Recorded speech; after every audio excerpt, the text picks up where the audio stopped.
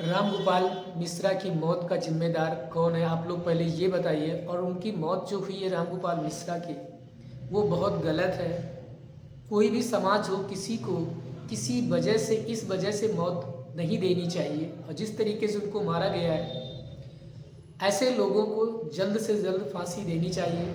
और इनको ऐसी इतनी कड़ी से कड़ी सज़ा होनी चाहिए कि इस समाज को हमेशा के लिए याद रहे कि ऐसी गलती करने का क्या अंजाम हो सकता है। सभी को ये होना ज़रूरी है, डर सभी के अंदर होना ज़रूरी है। लेकिन पहले हम अपने आप को सुधारें, उसके बाद ही हम किसी दूसरे पर इल्ज़ाम लगाएं।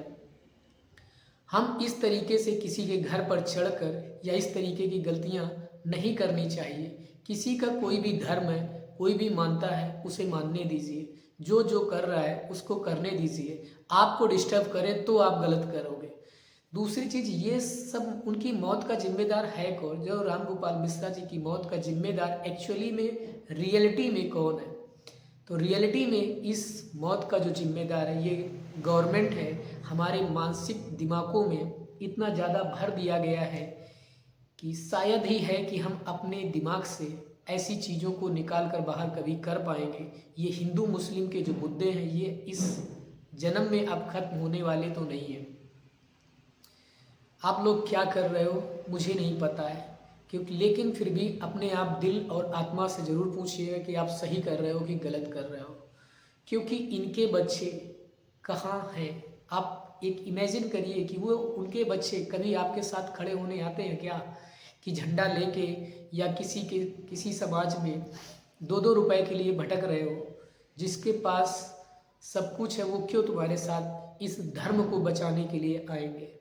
धर्म सिर्फ हम गरीब लोगों के लिए बचाना है क्या? धर्म जैसे सरकारों को बचाना है तो इनके हाथ में पूरा सिस्टम है। चाहेंगे जिस समाज को ख़त्म करना उसको ख़त्म कर सकते हैं, कौन रोक पाएगा? तो आप लोग समझिए, अपनी छोटी सी जॉब की बात करिए, अपने नौकरी की बात करिए, अपने बिजनेस की बात करिए। आप लोग अपने काम और धंधे पर काम फोकस करिए।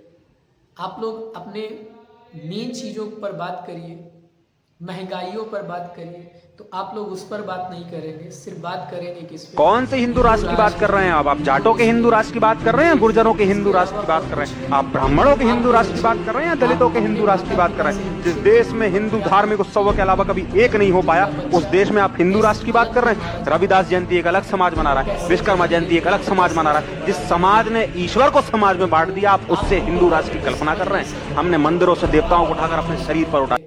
ये छोटी छोटी गलतियां कर जाते हो और उसकी सज़ा आपके बाप मातारी माँ और पिता को झेलनी पड़ती है। तो ऐसी छोटी मोटी चीज़ों से आप लोग दूर रहें।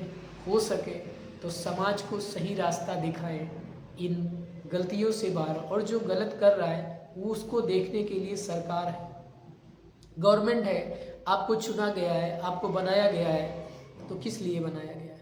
कोर्ट है, सारा सिस्टम है। तो सिस्टम खुद इस चीज़ों को देखेगा और उसको जो गलत है उनको सज़ा दी जाएगी। तो हो सके तो आप लोग अपनी लाइफ आगे जीने के लिए एंजॉय करिए। एक ही जीवन मिला है, दोबारा मिलने वाला नहीं है। इतने अच्छे काम तो हम लोग नहीं कर रहे। तो मेरे इस संदेश को हो सके आसपास के लोगों तक जरूर पहुंचाए कि हमें अपने पहले बाप मातारी की सेवा करनी है, माँ बाप की सेवा करनी है, उनको देखना है।